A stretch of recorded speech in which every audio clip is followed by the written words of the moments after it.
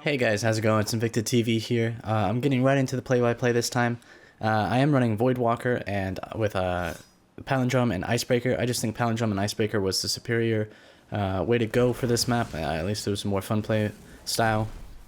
Obviously, running Voidwalker, I am running Axion Bolts, the indisputable best nade for the class. People that use scatter grenades.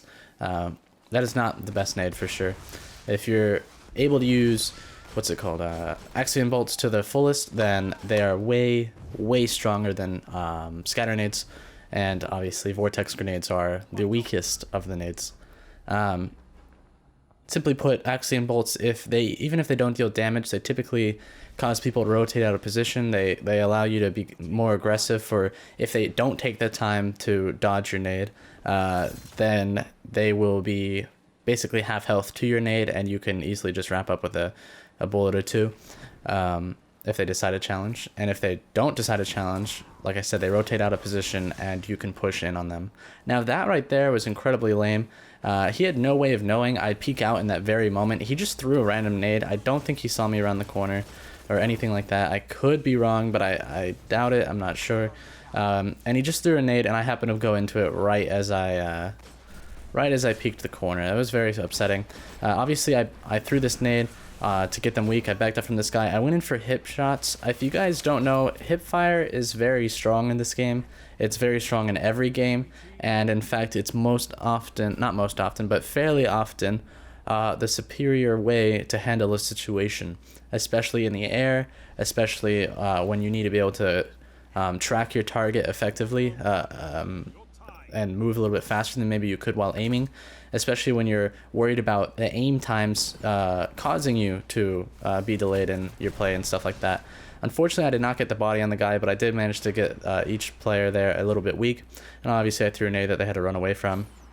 I am hard laning this right here. I am slightly peeking out so I can see the radar, see if they start to make a push along my right.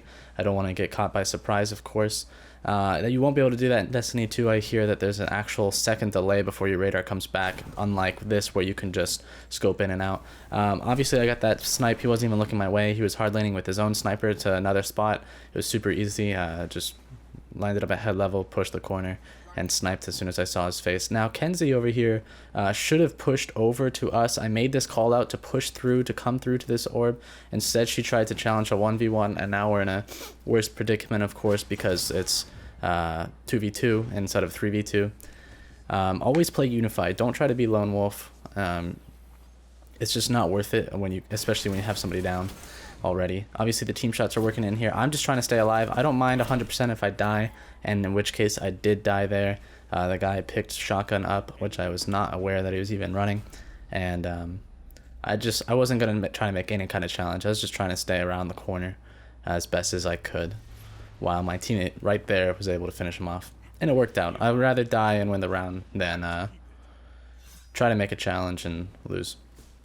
So obviously, using the sword to be able to peek where and see them without them being able to realize I'm there so easily. I'm not gonna get tricked by these sticky grenades twice. That was very frustrating. I go ahead and throw my Axion bolt right there on that column, so hopefully it reaches out onto people. It did, in fact, but it didn't deal enough damage, unfortunately. So as I'm weak, I'm gonna make a challenge over here, kind of just get them off guard. This is where I'd want to hip fire. Of course, I'm way too weak. I can start calling this out. I need to backpedal. I need to keep backpedaling. I say keep rotating. There's no point to play where they can, get us from multiple fronts. I do look through that door, expecting somebody to be looking through it as well. I find the headshot, and I managed to do it. I told him to go ahead and tether here, but he completely whiffs it by going for a kill instead of planting it on the ground. That's never ever go for the player if they're moving across like that. Just put it on the ground and win the round, please. And so I do go ahead and throw in the Nova just to guarantee the round. There's no way I was letting that slip away from us. It's a huge momentum swing. I'd rather use 2 supers in 1 round if it means a victory, especially at this stage of the game, just to put ourselves with that 2-round advantage over them. It's very good. On top of that, they don't really have any supers that the Voidwalker bomb is worth shutting down. So obviously, we got 2 kills here. This guy's pretty weak. He's dead. They self-res, unfortunately, though. I say to pull back from it. Somehow he reached over to me. I guess it was the positioning of the self-res was a little different than I expected, and he of course gets the single punch and then punches out the buddy. That was very unfortunate. We just weren't prepared for the self-res in that exact moment. Wasn't sure he had it or anything like that. If we had known for sure that he had it before, we could have played around it a little bit differently. I don't think we knew at the time, or we just weren't thinking about it at the time. I do find the headshot immediately right there. I jump up, it's a quick snipe. I wouldn't have stayed there long. The plan was to just go for some kind of quick action play, and there I go, I got it. Now they did hammer and tether here. They self-res last round. That's all 3 supers gone. I 100% am fine to dropping around right there if it means that they've wasted 2 supers. A big one too. Hammer can sweep an entire round. Night Stalker can make us not necessarily kill everybody, but be able to put us in a situation that almost guarantees them the round if they continue to play smart.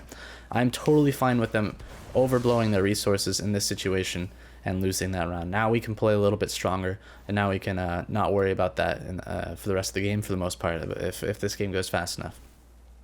Obviously, I try to get some Axiom bolts over in here. I have my buddies right behind me. We don't want to push this angle, though. It's such an advantageous angle for them.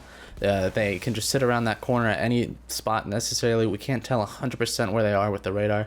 And, of course, as soon as we do push the corner, we can just get picked by nades and stuff. Kenzie pushed around over there pretty far. I hope she didn't push in too deep. You definitely don't want to push in too deep over there when your teammates aren't near you. I did call for her to come back. Now, they are pushing outside. The fact that I'm the front man here is a little disheartening. I wish my teammates would push out, of course, a little bit harder there, not let them come out so much, but I do go for the damage on the one target. The other guy's one shot as well. I'm calling this out. I tell Kenzie to push up for it, help him out. Instead, she's sitting on my revive, and he goes ahead. I tell him to just stay on that target. That last guy that got revived, I tell him to just sit there, just damage him. Die if you have to. I don't care. Just make sure he can't do anything else. Make sure you don't try to run away and him pick you doing that. I want you to sacrifice yourself if it means we can get the round. It is way better to do that. I tell him, like I said, just keep punching him. Do whatever you have to. Just put as much damage into him as possible and drop. It's another sacrifice play. I think that's to this game that it was well worth it. Now, here we are. I go ahead and get an Axiom Bolt. I think chasing 2 of them, maybe 3. I call it out. I say, everyone push, everyone push. I call Sack out to use his tether there just to shut him down. Just make sure we get this down, because Kenzie has her super, Sack out has his super, and I was close enough that if he got any orbs dropped, I was going to get my super, and I was calling all of this out the whole time. Now we have 2, we had 1 super already used this round that got a kill. Now we have 2 more supers, and they still have none. So it was super good. This is why using supers early on is so nice, because now we have supers already available to us again. I do manage to get that off, thankfully. If I had Lance, I don't think I would have gotten that. But there we go. Shut out the last guy as well. It was super advantageous to play our supers aggressively in that situation. It secured us the round for sure, because we had 2 more supers to use at our disposal. We didn't even have to use Kenzie's tether, but we definitely would have if it would have secured the game, obviously, in that position. I'm not sure what the exact stats were from this game. Frankly, it doesn't quite matter. That was more about a team play kind of game. We did play together fairly well.